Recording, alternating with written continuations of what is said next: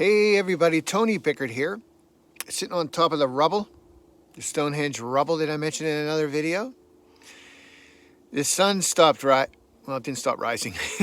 The sun rises over, it's still rising, but anyway, I'm up here to tell a story about what happens if you daydream too much, and probably more dangerous if you get cocky.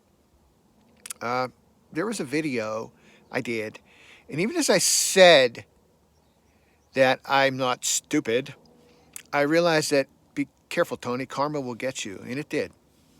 It was a video where I was saying, well, I would never go back into the desert without knowing where I was, and I mean, I'm not stupid, I said that on the air, and so what happened is I wanted to go get some animal crackers. I had that urge, and I needed some animal crackers, and I'd run out, and I hadn't gone to Costco yet, so I would get like a fun-size pack, about only 20 miles away.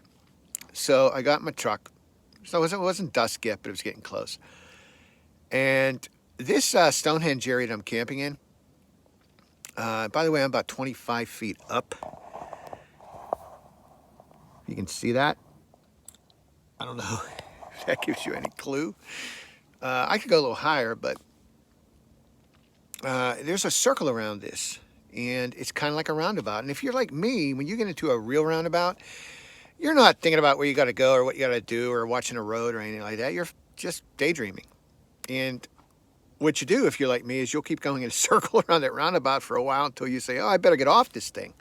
Well, that sort of happened to me here. I thought I got off on a stagecoach exit, the stagecoach trail. And I'm, bumping along, and the road's getting narrower and sandier. And sandier is kind of dangerous if you get sink in the sand, not quicksand, but just soft sand. And by the way, the narrow road means that the vegetation grows out and gets to your truck, and you get what's called Arizona pinstripes. And I got those now. I guess it's a rite of passage, but I have to get them buffed out sometimes. So, this mistake costs me money. So I'm driving along, and it's getting a little darker, and it didn't occur to me till I was at least 3 miles in, further back than I am now. And I heard a train, and I remembered the train I heard the first day, and it's sort of like it's a compass now, and it was on the wrong side of the earth. That's when I realized I did a 180-degree wrong turn. So, my phone was dead too, so I couldn't film any of this. And I wouldn't have anyway. I was sort of in a little fight or flight going on. Not that bad, but still. I didn't know where I could turn around, and the sand looked soft, and there was kind of like you're in like a rut, and it's hard to get up into the desert itself. But long story short, I did find my way back, and I hope I learned my lesson.